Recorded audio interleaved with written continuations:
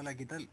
Vamos a ver hoy un poquitín de lo que es disoluciones. Yo voy a explicar un poquitito sobre esto. Es una revisión rápida, nada muy profundo. Si queréis saber más, podéis meterte a cualquier libro. Pero acá los conceptos básicos y algunos ejercicios y cálculos que te pueden ayudar en el primer año de universidad, por ejemplo, en, am, o en el cole, ¿vale? Ahora vamos a ver, como decía, estamos en el video número 9. Disoluciones. ¿Qué es una disolución? Eh, una disolución podríamos definirla como una mezcla homogénea de dos o más sólidos. Por ejemplo, metemos agua y vinagre en un recipiente, estaríamos creando una disolución. En este caso tenemos dos, pero puede ser de más. Podemos meter agua, benzina y vinagre.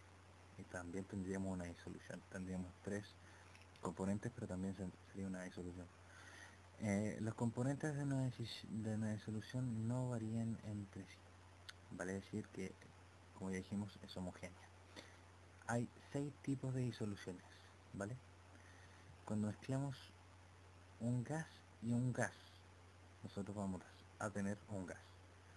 Un ejemplo de esto puede ser el aire. Cuando mezclamos un gas, un líquido, vamos a tener un líquido y vamos a tener el agua gaseosa. Podemos verlos, por ejemplo, en las cervezas. Otros ejemplos son las cervezas con el gas que tienen las bebidas. Ahí tenemos un líquido y le introducimos gas, ¿vale? Mezclamos un gas más sólido. Vamos a tener un sólido, ¿sí? Por ejemplo, el hidrógeno molecular gaseoso en paladio. Eh, ¿Qué podemos decir sobre esto? Teníamos un metal y le introducimos gas. Tenemos un líquido o mezclamos dos líquidos y obviamente vamos a tener un líquido. El etanol, por ejemplo, es el etanol en agua, como le decía, mezclamos agua y etanol y vamos a tener un líquido. Aquí se puede dar con lo que dije anteriormente, mezclamos benzina y petróleo, por ejemplo, y vamos a tener un líquido también. Mezclamos un sólido y un líquido, ¿vale? Vamos a echar sólidos en un líquido, ¿ok? Y nos va a dar un líquido. Y tenemos el NaCl en H2O. Por ejemplo, echamos azúcar al agua, tenemos un recipiente con agua y echamos azúcar, vamos a tener un líquido. Agua con azúcar entonces sería un ejemplo de esto. Tenemos un sólido, mezclamos dos sólidos y lo juntamos y podemos ver, ver esto en el latón, por ejemplo, en la soldadura, en las amalgamas de los odontólogos. Y en otras partes más. Son la mezcla de metales. Fusionamos metales para crear un tercero. Em, Como decía, pueden ser dos o más componentes y las disoluciones pueden ser sólidas, líquidas o gaseosas. Sobre eso no hay nada que decir. Sobre eso no hay discusión.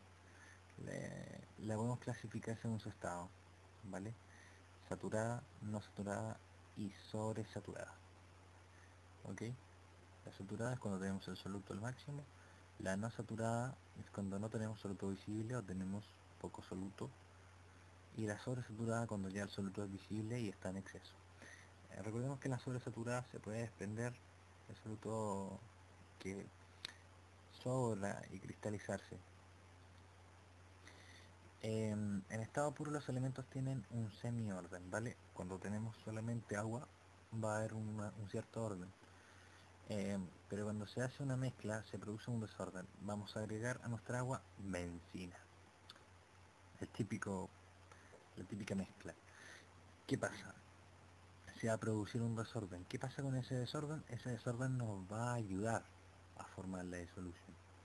Porque hay una cosa rara, se van a juntar los dos líquidos y van a empezar a difundir y ese desorden nos va a ayudar a formar la disolución. El reordenamiento previo a una disolución, Cuando se hace la mezcla se producen por las interacciones. Vale. Antes de formarse una disolución, nosotros vamos a tener eh, vamos a tener elementos, vamos a tener disolvente y soluto. Aquí en el A nosotros vamos a tener a un ladito nuestro soluto y a nuestro otro ladito disolvente con disolvente. Uno va a estar como disolvente, el otro como soluto. Aquí van a haber interacciones, se van a estar moviendo, bla bla bla, aquí también bla bla bla, se van a estar moviendo, después la vamos a juntar. Y después se va a producir una interacción soluto-disolvente. ¿Ok? Entonces esto sería la interacción, nuestro punto C sería la interacción entre esto y esto. ¿Ok? Entonces, nuestra interacción soluto-disolvente incluye la anterior interacción disolvente-disolvente, soluto-soluto, que nos va a conllevar cuando lo juntemos en una interacción soluto-disolvente. Aquí ya van a empezar a actuar como un 1 y no van a empezar a actuar como estaban actualmente. La resolución al formarse tiene 3 etapas, ¿ok? Cuando formamos una solución, la primera etapa es la separación de las moléculas del disolvente. O sea, nosotros vamos a echar, por ejemplo, nuestra sal. ¿Qué va a pasar primero? Se van a hacer, digamos, los agujeros en la sal, en el agua, para que entre nuestra sal, ¿ok? Después se van a empezar a separar las moléculas soluto. Al principio están todas juntitas, entran todas juntas a nuestra agua, pero después se van a separar. Y después tenemos la formación de la disolución. Se va a formar una disolución después de esto, ¿ok? Una disolución que puede ser endotérmica o exotérmica. Ya no sé si manejamos los conceptos de endotérmica y exotérmica. Endotérmica, cuando necesitamos energía, cuando consumimos energía; exotérmica, cuando liberamos energía o cuando botamos energía, por así decirlo. La energía no se pierde, así que no hay mucho que decir. Bueno, la reacción es endotérmica, cuando la atracción del soluto y el disolvente, ¿ok?, es menor. Perdón, la reacción es endotérmica. Vamos a tener una reacción, ya dijimos, al formarse la disolución, que puede ser endotérmica o exotérmica. Es endotérmica, dije, cuando la interacción del soluto y el disolvente es menor que el soluto-soluto y disolvente-disolvente. O sea, para formar nuestra solución nosotros vamos a requerir energía. Energía vamos a requerir porque resulta que nuestros solutos están muy pegados a nuestro disolvente, es muy poco, por ejemplo, muy poco fácil de separarse, por así decirlo de una forma. Entonces nosotros vamos a necesitar energía, que las vamos a obtener de algún lado, ¿ok? Eso sería una reacción endotérmica.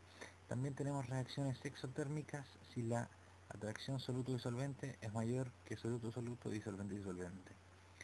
O sea, tenemos una atracción soluto-disolvente que es mayor que soluto-soluto. O sea, nuestra sal no actúa tan fuerte como el agua con sal, por ejemplo.